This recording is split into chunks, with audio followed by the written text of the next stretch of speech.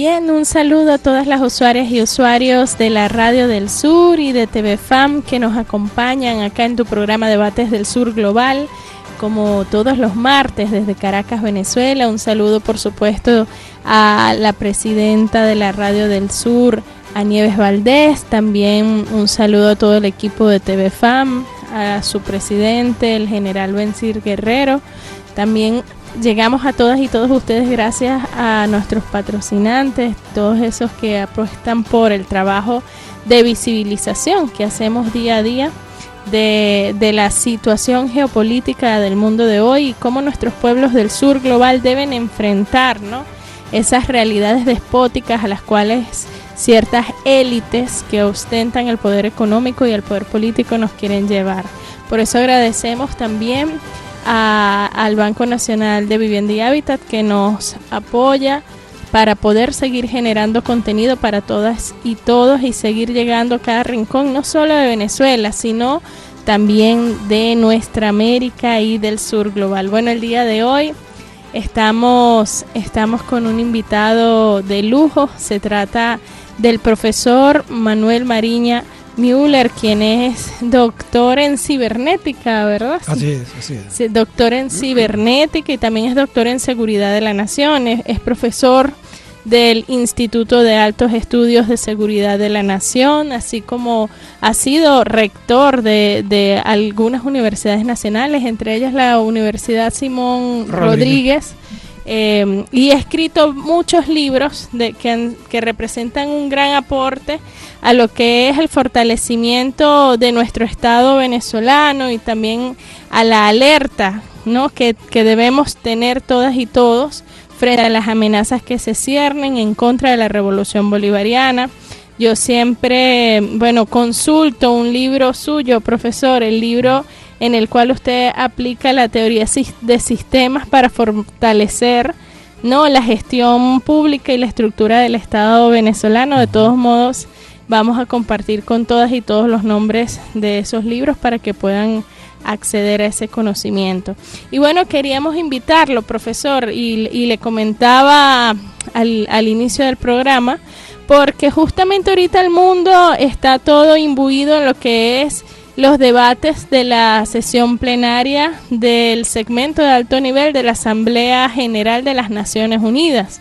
Los más altos mandatarios del mundo desfilan como todos los años a través de la alfombra roja allá de Nueva York, de esta organización, para debatir los asuntos más delicados de la vida y de la muerte, de las guerras, los conflictos, la crisis, el hambre, el cambio climático y tantos otros temas que son de interés para nuestros pueblos. Pero yo quisiera preguntarle a usted, profesor, porque sé que además tiene una vasta experiencia de investigación sobre sobre los hilos imperiales, ¿no?, sobre develar cuáles son esas fuerzas que realmente motorizan en el mundo, ¿no?, toda su dinámica, su disciplina, su política y cómo nosotros podemos ser cada día más críticos y entender realmente cómo funciona el mundo de hoy. Bueno, sin más preámbulos, le quiero dar la palabra. Bienvenido a Debates del Sur Global. Para nosotros es una alegría contar con su presencia el día de hoy. Gracias, Arela.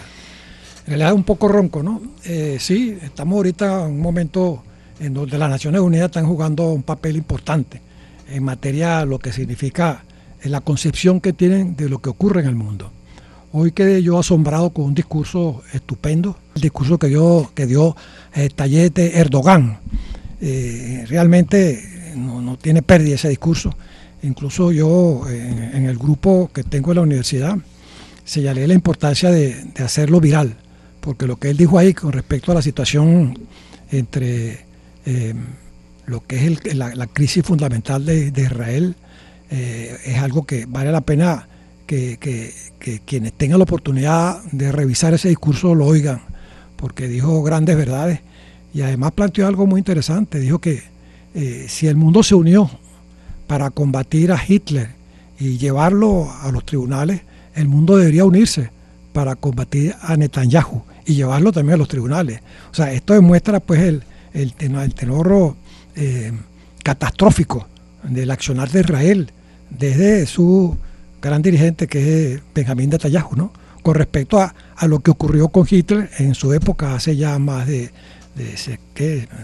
45, más de 70, 80 años casi, ¿no? Bien, y otros líderes mundiales que también formaron parte de ese coro anti-Israel, ¿no? Y las conductas que han sorprendido al mundo, ¿no? Una forma despiadada de conducir las cosas.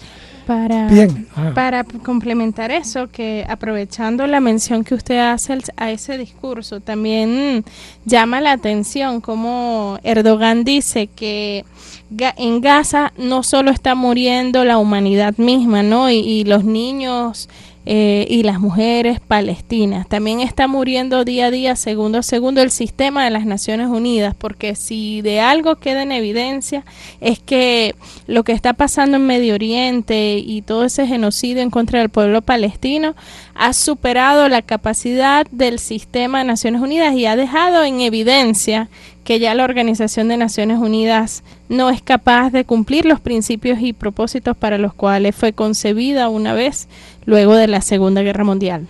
Claro, y además la forma como está alineada con intereses que no son precisamente los intereses que en este momento deben poner de manifiesto qué es lo que realmente está detrás de esta condición genocida que está haciendo Netanyahu. Y desde luego demuestra lo alineada que está de lo que llaman Occidente, ¿no? Porque él señala de que tanto los países europeos como Estados Unidos son cómplices de lo que está ocurriendo en el suelo israelí. Y es una gran verdad, pues, mientras ellos sigan apoyando a Israel, Israel seguirá con ese esquema atroz de genocidio permanente, ¿no? Así es, y fíjese que la situación del conflicto palestino-israelí, sin duda alguna, bueno, yo lo diría así, de ese ente colonial que representa a Israel, que eso me lo enseñó además Raimundo Capchi, gran amigo, me dijo, mire, pero es que decir que Israel es un Estado es reconocer la ignominia, porque además la forma como fue gestado el Estado de Israel en su momento, no existían no existían ni los 2/3 de estados que conforman la Organización de Naciones Unidas al día de hoy. O sea, estamos hablando que nació por una resolución de la Asamblea General de Naciones Unidas, cuando la Asamblea General de las Naciones Unidas no genera documentos vinculantes, pero el de la creación del Estado de Israel y toda esa resolución sí lo es, ¿no? Y muy a pesar de todo el genocidio que están cometiendo. Ahorita hemos visto que la condena ha sido brutal en contra de las acciones del Estado de Israel, y no se puede lograr que las Naciones Unidas ejerzan una acción ni conjunta, ni colectiva, ni individual, por esa misma razón que usted acaba de decir, profesor. Existe un claro y cada vez más evidente rasero político, una parcialización y una alineación de esta organización con los intereses de lo que algunos autores denominan el Occidente colectivo, ¿no? Ese imperio de Occidente colectivo.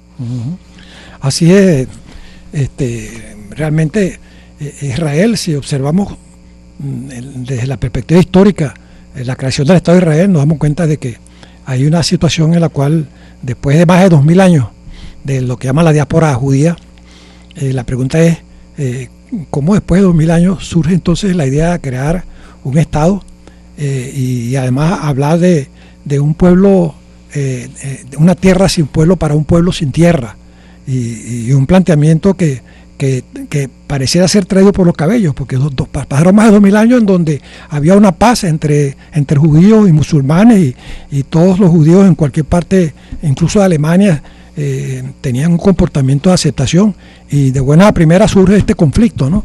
Un conflicto que llama poderosamente la atención porque ha traído como consecuencia el surgimiento de un Estado comandado por quienes ni siquiera son nativos de Israel, nativos de Palestina, y en donde en su gran mayoría son provenientes de Europa Central, y por supuesto con una característica de comportamiento racista que se ha mantenido hasta ahora, y peor aún, de un esquema de carácter hitleriano, y lo vemos patéticamente en la crisis de Ucrania y Rusia, ¿no? Así es. Igualmente esta mañana estuve observando las declaraciones del secretario general de Naciones Unidas y la caracterización que él hace del mundo de hoy, ¿no? Él se enfocó fundamentalmente en 3 elementos que a su parecer son los que están caracterizando el mundo de hoy. Uno de ellos es el tema del cambio climático, ¿no? La crisis sistémica, la crisis multidimensional en la que estamos, ¿no? Y él también habla de un término que puede resultar confuso y también un tanto conveniente a los amigos occidentales, y es que él dice que no es que estamos en la multipolaridad, que hay intereses de ir hacia la multipolaridad, pero él habla de que estamos en una especie de sistema no polar, en el cual los países, él dice, estamos en un purgatorio de la polaridad, en el cual los países ahora no se alinean con nada ni nadie, entonces no cumplen reglas, no cumplen normas. Bueno, yo tengo una visión bastante diferente de lo que está pasando en el mundo hoy, ¿no? Negar que estamos en la multipolaridad cuando existe, por ejemplo, un diferendo político, económico entre las 5 potencias que conforman el Consejo de Seguridad de Naciones Unidas es un despropósito. O sea, decir que no estamos en una multipolaridad cuando está el BRICS ya debatiendo otra forma de intercambio, otra nueva moneda, es confundir, ¿no? Tiende a confundir. Pareciera que hay cierto sector del mundo que se niega a reconocer la multipolaridad precisamente porque no está siendo liderada por los amigos de Occidente. Es como que yo no reconozco que existen múltiples polos de poder porque no son los polos que a mí me conviene que sean, ¿no? Entonces hay que tener cuidado con esas trampitas discursivas. Yo pienso que sí estamos yendo hacia la consolidación de una multipolaridad y que desde el momento, por ejemplo, en que se hace presente la negativa de Rusia y de China de apoyar una intervención militar en Siria, de apoyar una intervención militar en Venezuela, de permitir que Ucrania se una a la OTAN, etcétera, etcétera, etcétera, existen, ¿no? Una resistencia y algo que no es la visión de un gobierno único y de un solo polo de poder mundial. Entonces es interesante eso. Por supuesto, Guterres también habló de la desigualdad, habló de la incertidumbre, ¿no? En donde él dice que precisamente tantos conflictos y el colapso climático lo que hace es aumentar la incertidumbre que hay sobre el futuro político y económico de este orden mundial existente, ¿no? Y él dice, hay que acabar con la incertidumbre. Bueno, sí, efectivamente, no hay nada peor para los mercados y para los intereses del liberalismo que la incertidumbre. No sé qué opina usted, profesor. Claro, mira, yo diría, no solamente vivimos un mundo cada vez más multipolar, sino más multilateral, porque ves el papel que está ocupando ahorita Venezuela y lo que significa en la visión geopolítica mundial, y te das cuenta de que siendo un país tan acosado por las medidas y la secuela de ataques que ha estado recibiendo la revolución bolivariana, es un país que tiene dentro de lo que es la balanza de la política y también del poder, ¿por qué no? Forma parte de esa multipolaridad, siendo un país que no forma parte de los 5 grandes del BRIC. Afortunadamente ahora el BRIC va a fortalecerse con la presencia de otros países que tiende justamente desde mi punto de vista, a que más que un mundo multipolar sería un mundo multilateral, en donde el poder está como más compartido, no solo en las grandes potencias, sino en todo país que de un momento dado tenga su visión particular de lo que debe ser la realidad política y económica del mundo, ¿no? Ahora, en relación a lo que es el poder mundial, sin duda es algo que no deviene de hace poco tiempo. Yo diría que eso lleva ya más de 300 años, algo así como quiénes fueron los que llegaron temprano a recoger las frutas de lo que supone ser un accionar económico, y que una vez que la recogieron, bueno, se hicieron dueños del terreno, ¿no? Los que primero llegaron. Y los que primero llegaron, eso está vinculado también, y lo digo yo en el libro, Daniela, está vinculado con un efecto de carácter religioso, ¿no? Las 4 religiones monoteístas, 2 de ellas, la cristiana y la musulmana, no reconocían el préstamo como algo que no fuese dañino, pues, a lo que es la concepción religiosa, tanto del mundo cristiano como del mundo musulmán. Mientras que en el caso de los judíos era distinto. Y eso hizo que quienes avanzaban en lo que fue la conversión de aquellos célebres inicios del sistema monetario a través de los cultores del oro, o los que manejaban, pues, espacios para el resguardo del oro, se convencieron de que podían incluso acuñar monedas, y más tarde acuñar papel moneda, etcétera, y después dar dinero en préstamos. O sea que fue formándose una suerte de mundo paralelo que, si bien tenía un inicio en el plano religioso, después se consolidó. Se consolidó porque llegó un momento en que los grandes prestamistas eran todos aquellos que lograron acumular riqueza, y entre ellos estaban, pues, los banqueros judíos. La célebre frase de Meyer Amschel Rothschild, que dijo: deme el control del dinero de un país y no me importa que haga las leyes. Eso fue una frase realmente importante de tomar en cuenta para lo que después sucedió. Es decir, cómo se expandieron ellos en Europa, y cómo lograron tomar la mayoría de los bancos centrales de Europa, y cómo a través de la toma de los bancos centrales era posible tomar la economía y la política de un país. Y después saltaron al lado acá en América y fundaron el Banco de la Reserva Federal, y ya vemos qué fue lo que pasó después, ¿no? Bien, sí, así es, profesor. Bueno, ahorita tenemos que hacer una pausa para identificar la estación, pero le invitamos a quedarse aquí si quiere saber cuáles son las verdaderas fuerzas económicas que gobiernan el mundo de hoy. Ya regresamos. Bien, continuamos acá en Debates del Sur Global conversando con el profesor Manuel Mariña Müller, doctor en cibernética y también en seguridad de la nación, experto precisamente en los regentes imperiales.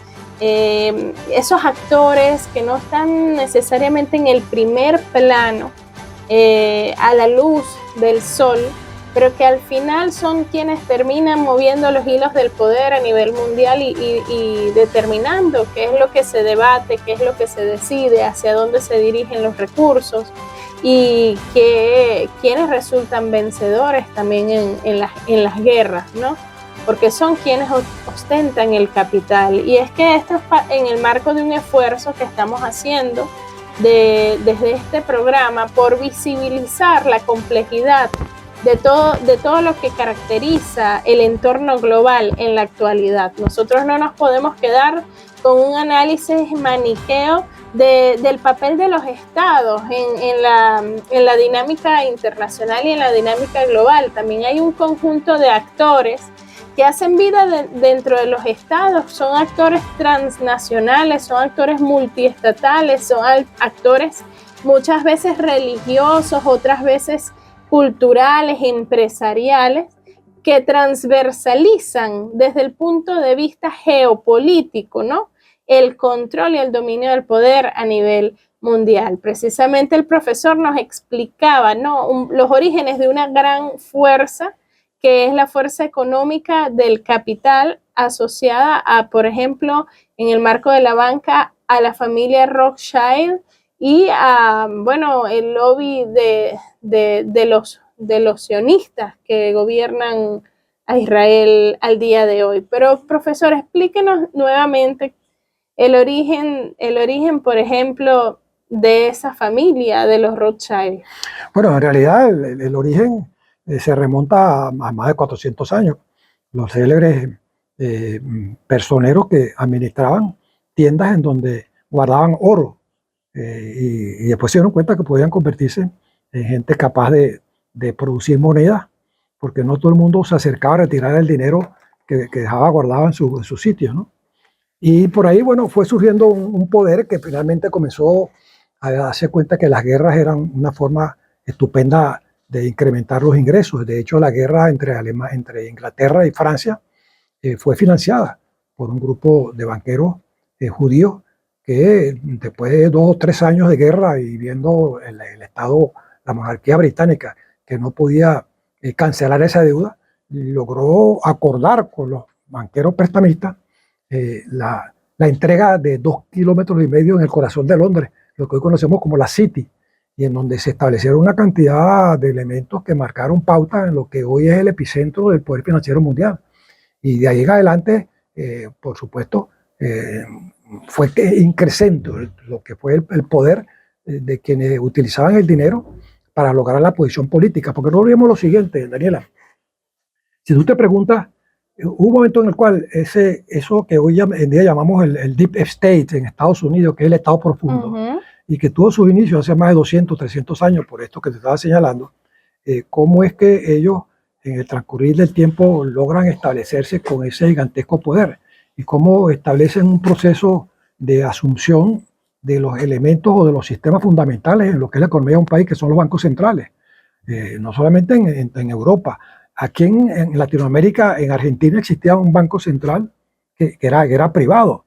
Y después, bueno, en Estados Unidos con el Banco de la Reserva Federal, que también es un banco privado. Y desde luego, habría que preguntarse lo siguiente: si tenían el poder, y aquí entran las llamadas revoluciones de independencia, ellos tenían el poder económico, pero no tenían el poder político. Entonces uno puede vincular la búsqueda del poder político con la alianza entre los judíos y lo que fue el movimiento que basado en el secreto, que es el movimiento que establece una nueva propuesta de la masonería. Y entonces uno ve que la creación de muchas revoluciones, en el caso venezolano, las revoluciones de independencia frente a España, en el caso incluso de Rusia frente a los zares, en el caso de Estados Unidos frente a los ingleses, eran judeo-masones quienes dirían eso. George Washington y los grandes líderes de la independencia de los Estados Unidos eran todos judeo-masones, eran masones. Y entonces uno ve cómo se busca, si no tengo el poder político, porque tengo el poder económico, entonces yo voy a instaurar procesos de revolución dentro de un esquema de alta propuesta revolucionaria, como eran las revoluciones que se dieron para derribar la monarquía. Entonces yo estoy en contra de la monarquía, libertad, fraternidad y no sé qué. Todas estas revoluciones fueron todas financiadas por la banca judía, con el objetivo de que yo financio a quienes después toman el poder y me dan parte de ese poder, si no todo el poder me lo dan a mí. Y eso ocurrió en Estados Unidos. Financiaron la independencia de Estados Unidos de Inglaterra, y vemos cómo los primeros 23 presidentes de Estados Unidos todos eran judeo-masones, inclusive la mayoría a grado 33. Y así ocurrió en Francia, así ocurrió en Rusia. De manera que nos damos cuenta que había un proceso muy bien diseñado, muy bien pensado, gente muy astuta, que con el transcurrir del tiempo conformaron eso que hoy llamamos el Estado profundo, que es un Estado que está siempre detrás de bastidores, como tú decías, y que está por encima de los propios presidentes, que se supone que son los que tienen el poder, tienen un poder real, pero no tienen un poder que no es el poder fáctico que está detrás de ellos. Un poder simbólico, pero no un poder real. No un poder real, ¿no? Entonces, diría en la economía, y además no tienen patria, y además actúan como para responder a por qué Europa, la mayoría de los gobiernos europeos, están tan alineados con Estados Unidos, a sabiendas de que alinearse con Estados Unidos ha significado un duro golpe para su economía, para sus pueblos. Entonces la única explicación es que eso deviene de una relación que va más allá de lo que uno podría imaginarse, de que es que no, estamos con Estados Unidos porque la libertad que ellos pregonan, nosotros queremos la libertad, y en Rusia no se practica, y toda esta serie de cosas que han utilizado para poder justificar algo que en la práctica no es sino rendirse ante lo que es un sistema que obedece a un Estado profundo, que es tan Estado profundo de Estados Unidos como lo es de los países europeos y cualquier otro país. Es el mismo, digamos, es un mismo organismo viviente. Exacto. Que tiene una cabeza en un sitio, pero unas extremidades en otro sitio. América del Norte, Estados Unidos es un brazo, Europa es otro brazo del mismo cuerpo y esa mente de ese estado profundo. De hecho, es tan así, es interesante, profesor, su conocimiento de la historia y sus reflexiones nos hacen pensar mucho, incluso en cómo ha sido el origen mismo de Estados Unidos, ¿no? Que Estados Unidos no se puede denominar al día de hoy una democracia. Estados Unidos es lo más cercano que existe a un estado corporativo. Pero es paradójico de que como un país que se jacta de promover las luces y las libertades, ¿no? Desde la libertad individual, el derecho a la propiedad, todas estas libertades emanadas originalmente por la Revolución Francesa, de la revolución, de la Ilustración, que además, tal como usted bien lo ha dicho, la Ilustración no fue más que un medio, la Revolución Francesa no fue más que un medio para que la burguesía, que era la que tenía el poder económico, pudiera también acceder al poder político que estaba secuestrado por los reyes, que eran los que ejercían la autoridad supuestamente emanada de Dios, pero que al final eran cascarones vacíos porque no tenían sustento económico. Y es ese vacío en lo económico que vienen a ocupar y a controlar estos poderes profundos a través del control de los bancos centrales en Europa, pero además, como usted bien lo dice, a través de la fundación de la Reserva Federal en Estados Unidos. Y es que cómo se explica que un estado que nace nuevo, se supone que nace de la nada, fundado en torno a los principios del liberalismo político, de la democracia representativa y todo este cuento, y la libertad y la igualdad y la fraternidad, ¿no? Heredada de allá de Europa. ¿Cómo es que tiene un banco privado? ¿Entiendes? ¿Cómo es que no tiene un banco central que obedece a los intereses de ese estado que nace, sino que tiene un banco privado? Que le presta dinero al gobierno. A que le presta dinero al gobierno. Entonces, desde el principio, desde 1777, o sea, desde el inicio, es toda una farsa para distraer, mientras que los poderes económicos siempre han estado controlados por una muy pequeña élite, y eso no ha cambiado desde hace 200 años hasta el día de hoy, ¿no? Entonces, y esa élite, como usted lo denomina, o sea, tiene un origen judeo-masón. Judeo-masón, correcto. Y claro, por supuesto que no se trata que es la religión judía, porque yo he estado leyendo algunas cosas del Torá y me he dado cuenta de que lo que ahí se dice no es lo que normalmente uno ha visto como estilo de comportamiento de los políticos de muchos judíos, ¿no? Ahí no aparece una acción como la que lleva adelante quienes dirigen Israel, están muy lejanos de lo que es el planteamiento que aparece en los, digamos, en los preceptos del Torá. Entonces, pensar de que se es antisemita porque se cuestione a Israel, siendo Israel un estado que obviamente está conformado por judíos, no significa de que el mal está en la religión, no tiene nada que ver. El mal está en quienes practican fuera de los preceptos religiosos del Torá o conductas que son inadmisibles, que es el caso que estamos viendo ahorita en Israel, pues. No, y es que esto explica perfectamente cómo emerge el sionismo como fuerza política, ¿no? Cuando nosotros hablamos de entender bien si es el judaísmo o qué es lo que está ocasionando grandes desmanes y desastres en contra de la humanidad, como lo que está pasando en Palestina ahora, hay que recordar que realmente los problemas en ese territorio que es la Palestina histórica comienzan es cuando nace el movimiento del sionismo, que tuvo como uno de sus principales exponentes, Theodor Herzl, a inicios del siglo XX, por ahí en 1900, pero que además estaba impulsado y financiado el sionismo como movimiento político por los Rothschild, o sea, directamente. O sea, Nathan Rothschild, hijo del célebre. Del célebre, del originario. Del original, sí. Del original. Entonces, precisamente son los Rothschild los que presionan al Imperio Británico para tratar de buscar un espacio, un territorio para el pueblo judío, pero que al final es para el sionismo internacional. Pero la pregunta es ¿por qué se enamoraron de Palestina? Pues te pones, Palestina no es un país con grandes recursos minerales, un país de tierra muy fértil, es un país más bien árido. Entonces uno dice, ¿por qué se enamoran de Palestina? Además una franja pequeñita ahí. Entonces uno tendría que buscar la explicación bajo otro esquema, ¿no?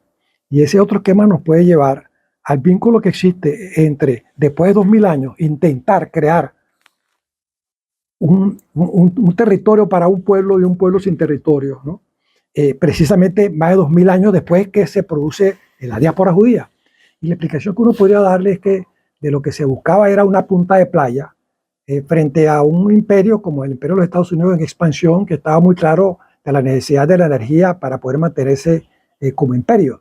Y que desde luego el descubrimiento de las grandes riquezas petroleras en todo lo que fue el Oriente Medio significaba la necesidad de tener una punta de playa desde donde poder actuar para apoderarse de lo que supone ser el territorio dado por Abraham a los judíos, cuando le dijo la tierra prometida, una tierra prometida que iba desde Irak, desde el río Éufrates hasta el río Nilo, o sea que contemplaba todo lo que era Irak, Irán, Siria, Egipto, Bahrein, hasta llegar al propio Egipto, ¿no? Pasando por supuesto por Palestina, por Israel.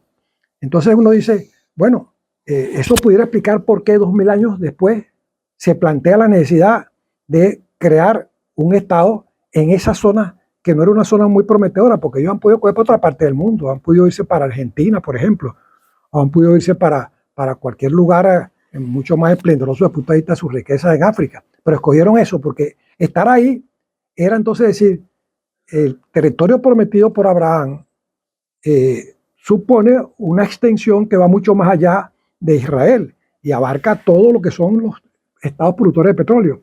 Y en ese momento estaba muy claro, en 1947, un año antes de la creación del Estado de Israel, ya Estados Unidos sabía de la importancia del petróleo para mantenerse como imperio.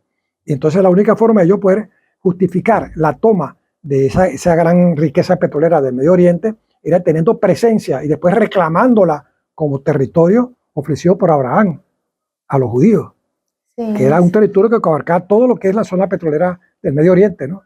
Eso pudiera ser una explicación, supongo yo, ¿no?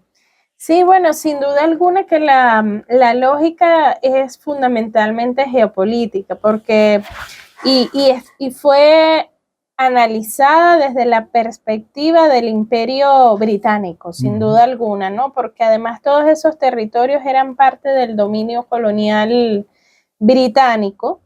Y recuerdo que entre las cosas de la historia de la geopolítica que he estado consultando, hubo una conferencia de colonias que se realizó en Gran Bretaña a inicios del siglo XX, en donde el Reino Unido estaba analizando junto a representantes del Imperio Otomano y a otros representantes de entes imperiales, cómo iban a ser las transformaciones geopolíticas que se podían dar durante todo el siglo XX, todo el tema de la emergencia de nuevos estados, el tema de las posibles independencias de algunos países, ¿no?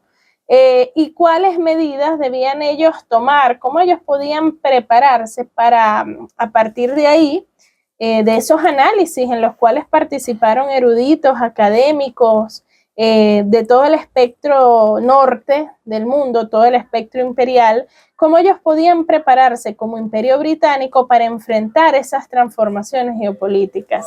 Y una de las recomendaciones del canciller del británico, del Imperio Británico luego de esas conferencias, fue que había una región del mundo que si se unía, representaría una gran amenaza a cualquier intención de dominación o de control de sus recursos, ¿no? Porque toda esa región era poseedora también además de vastos recursos naturales muy necesarios para los imperios en el marco de la industrialización que usted acaba de mencionar. Esa región compartía una misma religión, un mismo origen cultural, una misma lengua, que es la lengua árabe. Y allí destaca mencionar que se refería precisamente a toda la parte entre el norte de África, que son todos los países árabes africanos, en donde está Argelia, está Egipto, está Libia, y está toda la parte central de Asia Occidental, en donde está Jordania, Siria, Líbano, está por supuesto también toda el área de Medio Oriente, está Irak, Irán, Arabia Saudita, Bahrein, todos estos países que usted acaba de mencionar. Entonces, ¿qué era lo que decían los británicos? Que grandes conocedores y defensores de sus intereses imperiales, que si ellos establecían un enclave que imposibilitara la unión del norte de África con Asia Occidental, podrían garantizar en un futuro que los países árabes no se unieran en una gran fuerza política, económica y social. Y por eso también contribuyó con que Gran Bretaña recomendara la creación del Estado de Israel justamente en ese punto, en ese enclave, ¿no? Para separar a Asia Occidental del norte de África, pero además para dividir a los países árabes en su intención de mantener un control que además, como usted lo menciona,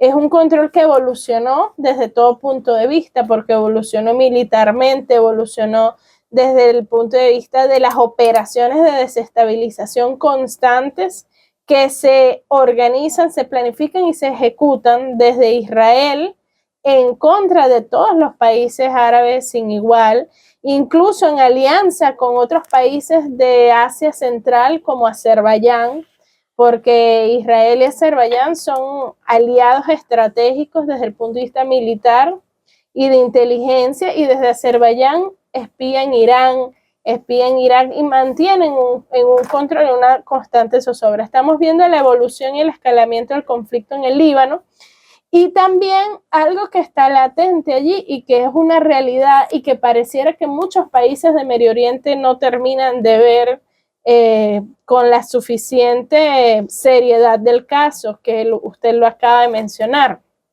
Tiene que ver con el hecho de la construcción del Gran Israel.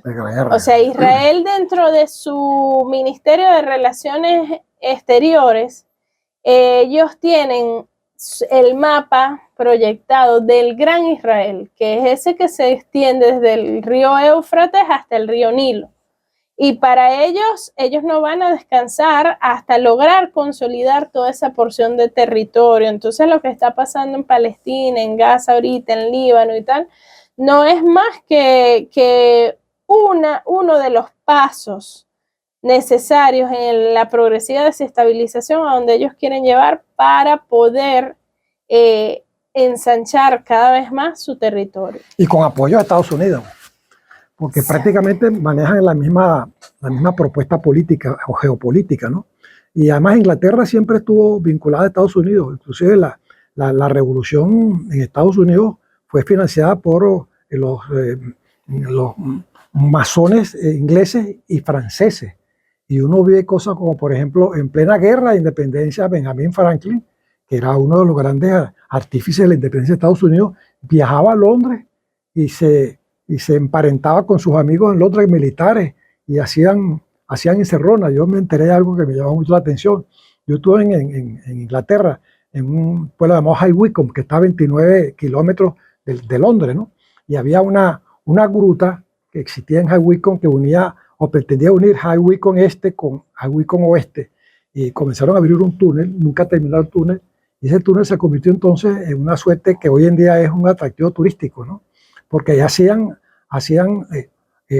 digamos, orgías, gente de esa época, había un espacio, lo utilizaban para presos, pero lo llamativo de todo esto es que hoy en día es un atractivo turístico y estando yo un día de visita, veo un cuadro guindado en plena gruta, firmado por Benjamin Franklin. Y entonces él decía, si te vas a casar y quieres ser feliz, cásate con una mujer divorciada. Entonces firmaba Benjamin Franklin.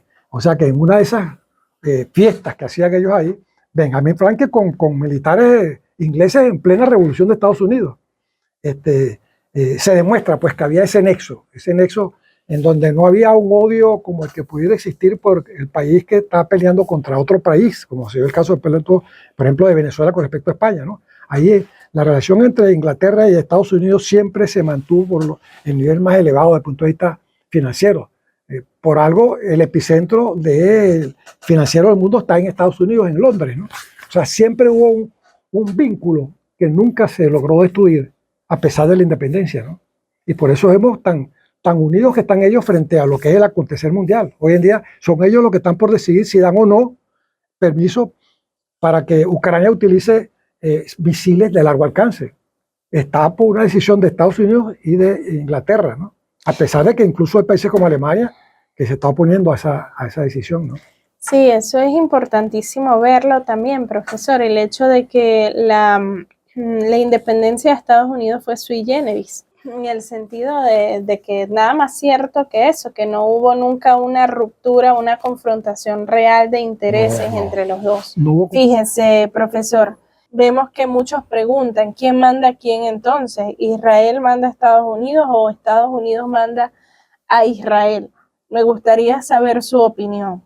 Sí, mira, no hay duda de que ahí quienes mandan son quienes dirigen desde lo más alto del poder financiero a ambas naciones, ¿no?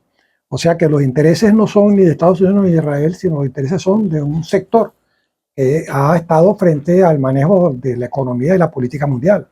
De manera que no pudiéramos decir que Estados Unidos manda a Israel o Israel manda a Estados Unidos, sino lo que existe es que forma parte de lo que supone ser una propuesta que hoy está, digamos, asumiendo características realmente oprobiosas e incluso peligrosas, porque lo que Israel está significando para el mundo entero o para la opinión del mundo, que en algún momento pudiera haber estado de acuerdo con la política de Occidente en términos de lo que está ocurriendo hoy en día frente a la guerra de Rusia y de Ucrania,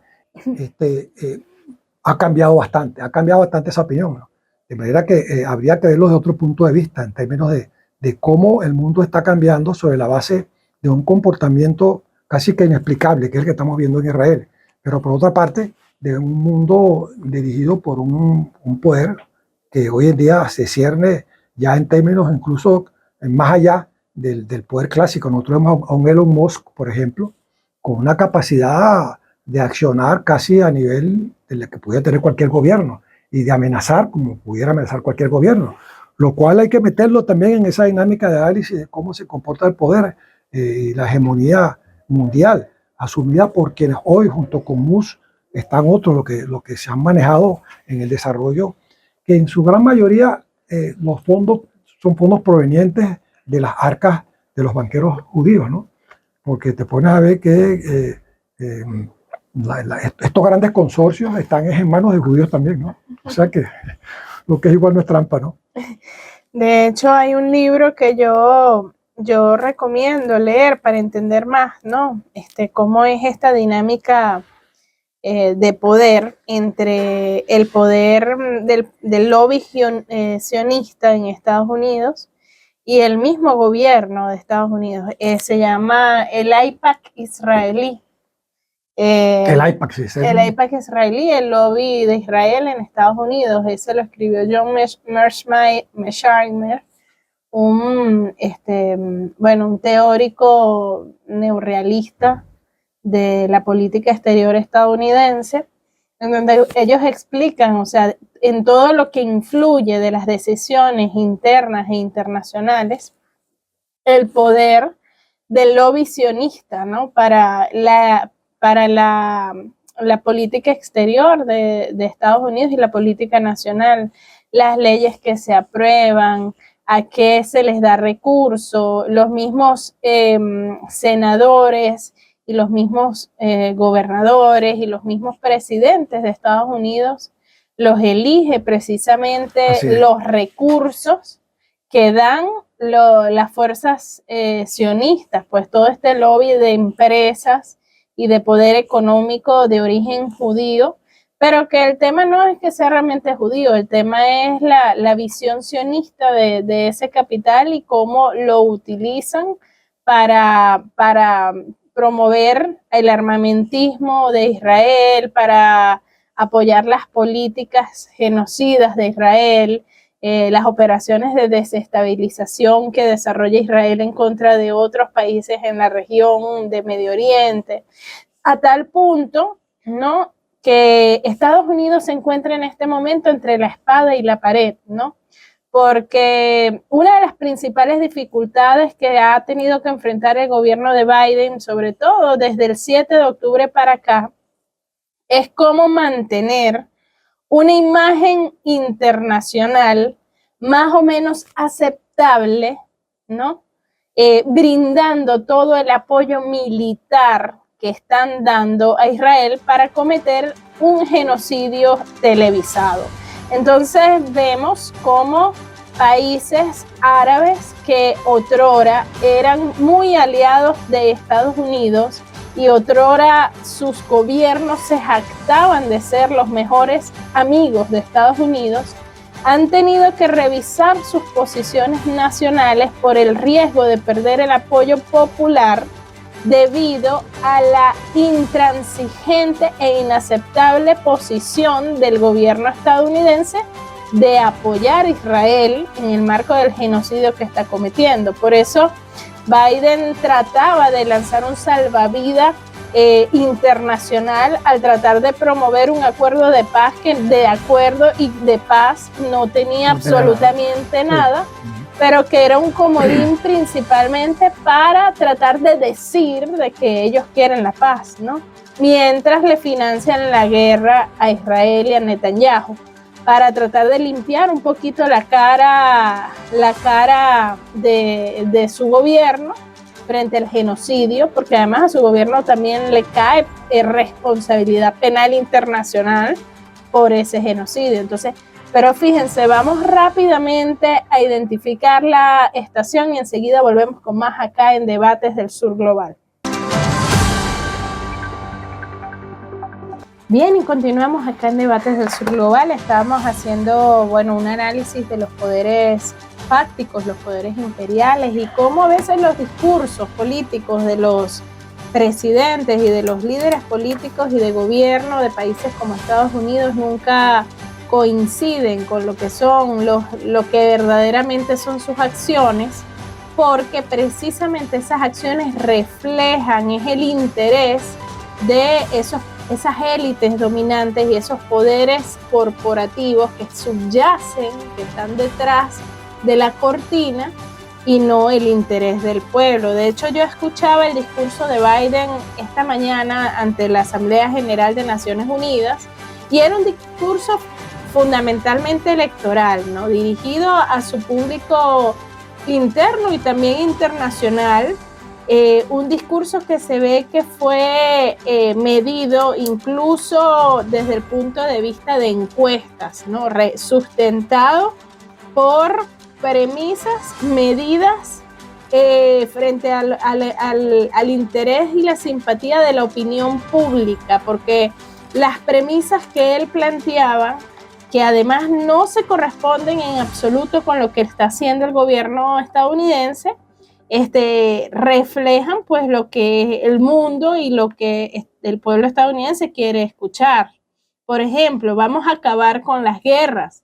Ya no más guerras, no más estadounidenses muriendo en distintos destinos a nivel mundial.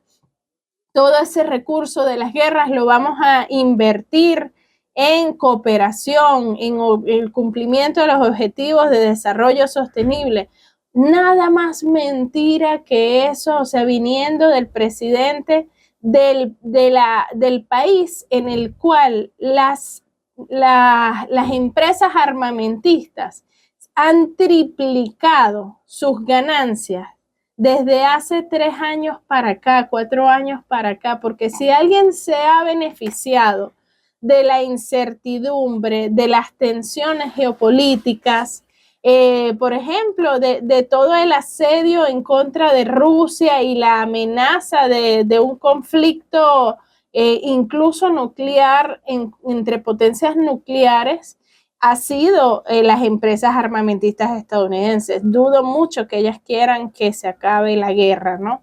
Por otro lado, dice, bueno, hay que ver el mundo con esperanza, ¿no? Dice Biden, claro, por supuesto. Es que esa es la única carta que tiene Estados Unidos ahorita, es vender, tratar de elevar la expectativa positiva frente a lo que es Estados Unidos hoy, porque la expectativa sabemos que es un factor importantísimo del liderazgo que ya Estados Unidos no tiene como imperio al día de hoy. No ha sido tan fuerte la degradación progresiva de este país que ya la esperanza la representa China en el mundo al día de hoy.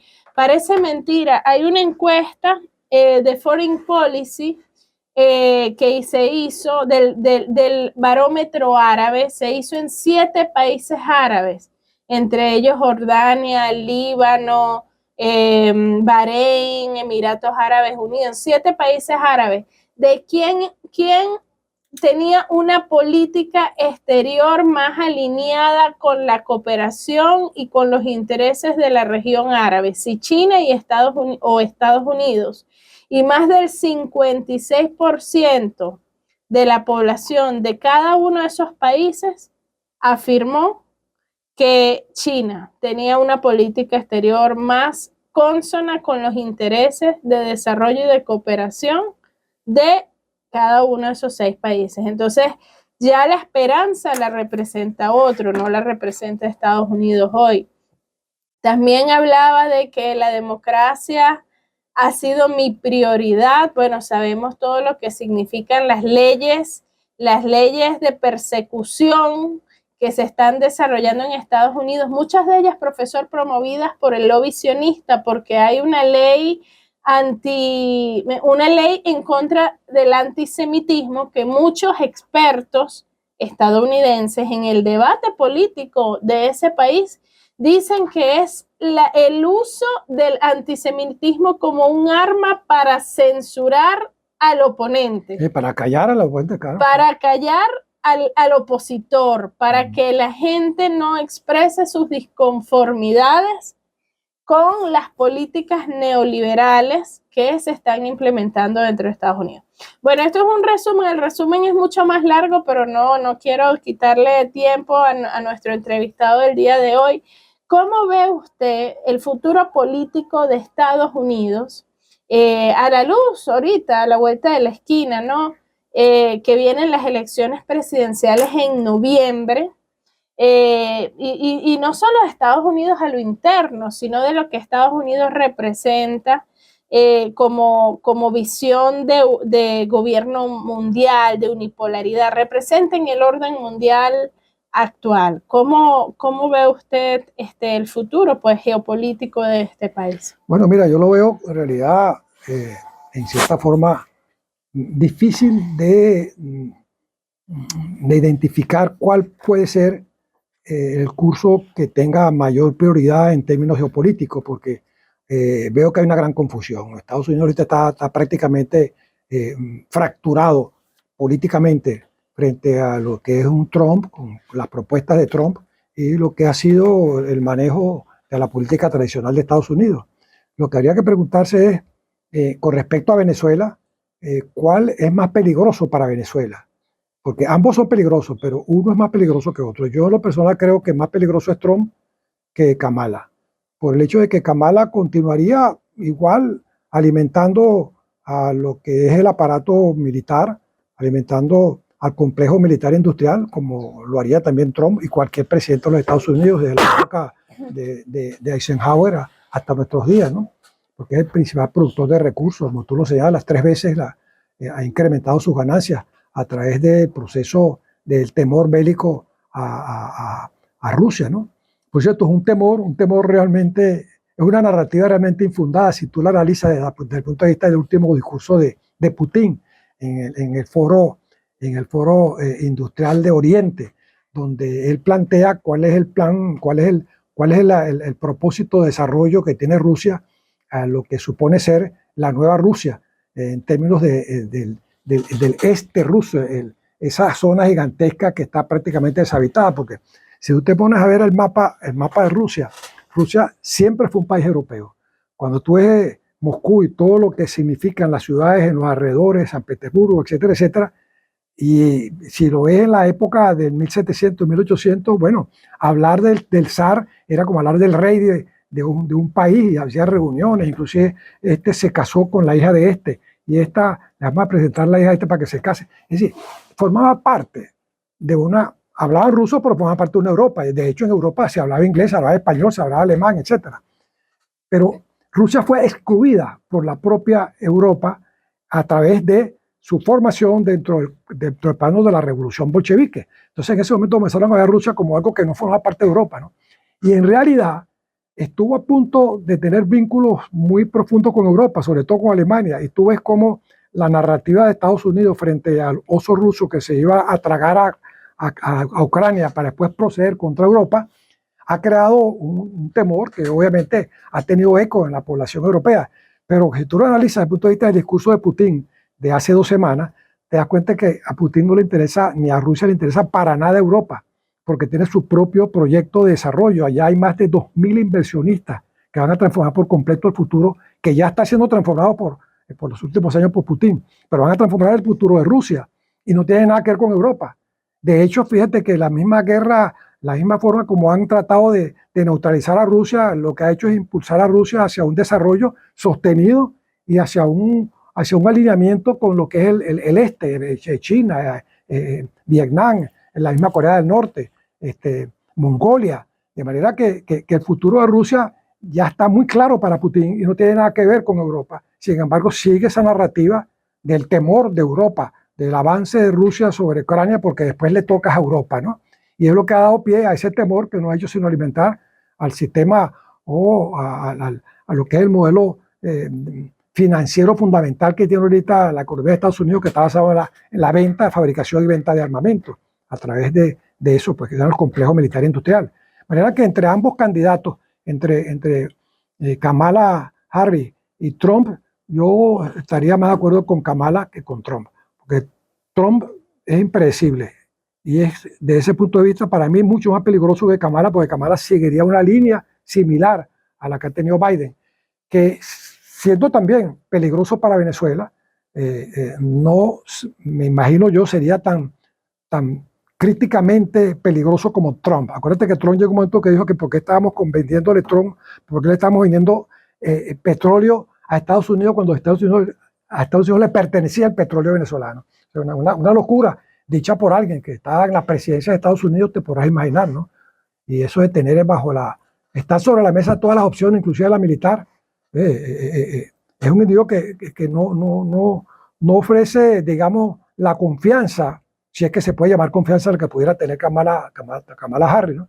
Pero no ofrece la confianza desde el punto de vista de un triunfo en las elecciones. Yo creo que esas elecciones las va a ganar Kamala, y en mi punto de vista sería preferible para eso que ganara Kamala y no Trump, a pesar de que Trump dice que va a acabar con la guerra, de Ucrania, ¿no?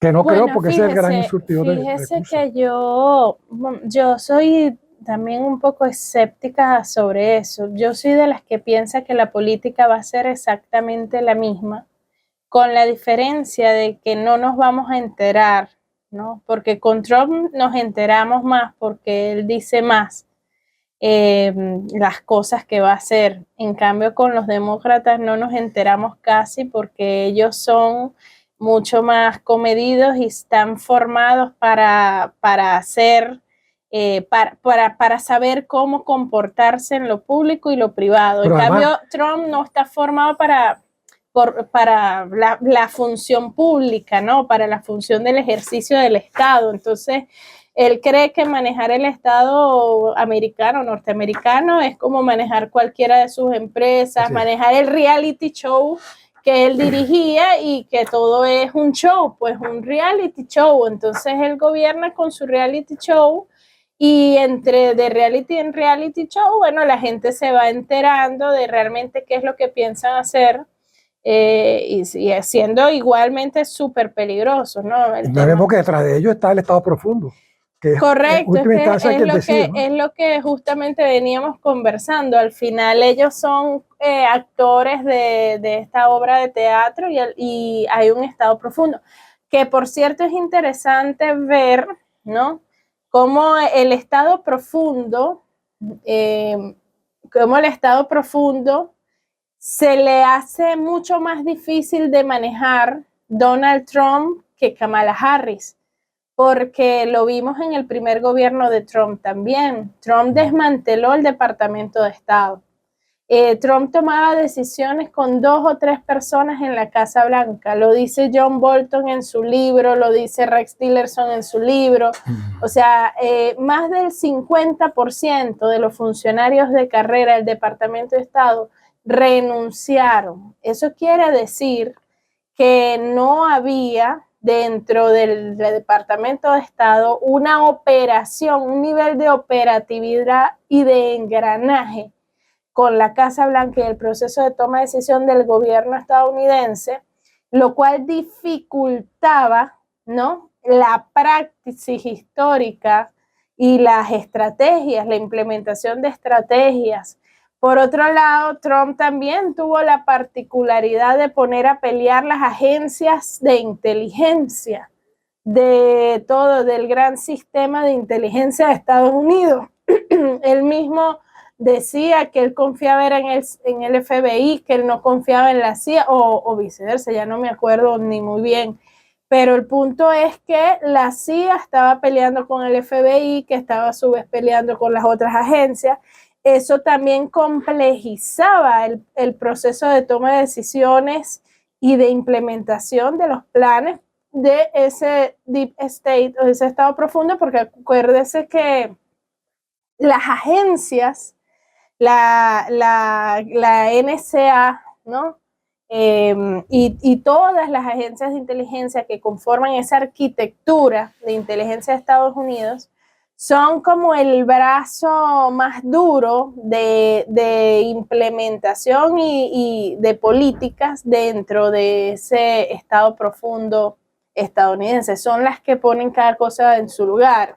Y recuerdo haber leído más de una vez cómo estas mismas agencias criticaban a Donald Trump por no leer el briefing que le ponían sobre el escritorio todas las mañanas y decían, o sea, como un presidente de Estados Unidos no lee los resúmenes de las agencias de inteligencia de Estados Unidos. Entonces, claro, ¿hacia dónde estamos yendo? O sea, ¿qué quiere decir esto? Que el carácter del sujeto, la impredictibilidad del carácter del sujeto, sí impacta, ¿no? Claro. Sí impacta al final en la ejecución de la política. Por eso no me extraña a mí para nada que al señor lo quieran matar realmente, ¿no? Porque creo que hay un miedo por parte de ciertos sectores asociados al deep state o al estado profundo de que ese señor pudiera ser presidente de nuevo y que nuevamente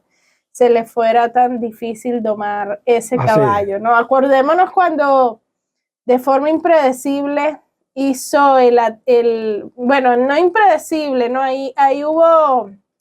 Ahí hubo capacidades para predecir y para prevenir eso, pero no lo previnieron, que fue el asalto al Congreso y todo ese show, ¿no? Cuando ganó Biden, ¿no? Pero el punto es que lo decía Guterres esta mañana. El liberalismo y el orden mundial actual, uno de sus principales miedos es la incertidumbre, ¿no? ¿Por qué? Porque nada es más peligroso para los grandes tenedores de capitales a nivel global que no saber en dónde su capital está seguro, ¿no? De hecho, ahorita hemos visto cómo las principales inversiones que están haciendo el principal fondo de inversiones del mundo, que es BlackRock, ¿en dónde las está haciendo? ¿En Estados Unidos? No, en China. También hemos visto cómo Roy Dalio y otros grandes empresarios e inversionistas, el mismo Elon Musk lo ha dicho, la economía de Estados Unidos va a fracasar, va a quebrar. Tienen que retirar sus capitales de Estados Unidos. Eso es lo que están conversando los empresarios, ¿no? Entonces, por eso Estados Unidos, por ejemplo, Biden decía hoy, y le tomé nota, el centro se mantiene, lo repitió como 3 veces, vean el discurso de Biden, el centro se mantiene, vamos a seguir siendo el centro del mundo. ¿Por qué? Porque cuando él habla de que el centro se mantiene, trata de dar certeza, trata de dar seguridad frente al centro geopolítico del mundo, pero que es a la vez el centro financiero, porque si se van los capitales para otros países, para China, entonces se desmorona por completo lo que ellos llaman el centro, ¿no? Encima Trump dice que va a acabar con la guerra de Ucrania, que es el principal fuente de abastecimiento del complejo militar industrial. Te podrás imaginar si no están dispuestos a liquidar a Trump, ¿no? Si no está, eso realmente los asusta. Ese tema del centro es bien interesante verlo en el discurso de Biden, porque al final, bueno, primero, ¿qué es esa visión? Refleja la visión del centro-periferia que nosotros desde el sur hemos tanto criticado, ¿no? Él reafirma el papel de Estados Unidos como centro geopolítico del mundo, pero intenta tranquilizar a los tenedores de capital de que el centro está firme y estable todavía para que no se lleven sus capitales, porque la verdad es que desde el punto de vista financiero y empresarial, estas grandes empresas y corporaciones están evaluando y analizando a dónde no van a perder capital, ¿no? Y si eso implica sacar ese capital de Estados Unidos, pues lo van a sacar. Profesor, nos queda 1 minuto de despedida para la audiencia. ¿Qué mensaje nos da? Bueno, Daniela, yo creo que hay que seguir muy de cerca los acontecimientos en el plano de la geopolítica nacional y mundial y ver dónde estamos nosotros como un país dispuesto a seguir avanzando a pesar de todas las situaciones que hemos tenido que enfrentar.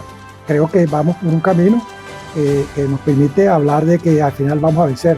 O sea que en medio de todo esto, Venezuela, en forma muy airosa, logrará los objetivos que se han planteado hasta ahora, a pesar pues de que la marea está un poco alta. Así es, excelente profesor Manuel Mariña Müller, doctor en cibernética y también en seguridad de la nación, profesor del Instituto de Altos Estudios de Seguridad de la Nación y otros espacios a nivel nacional. Gracias por acompañarnos el día de hoy.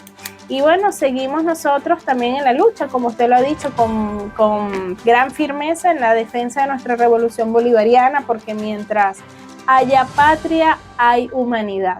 Será hasta una próxima emisión de Debates del Sur Global.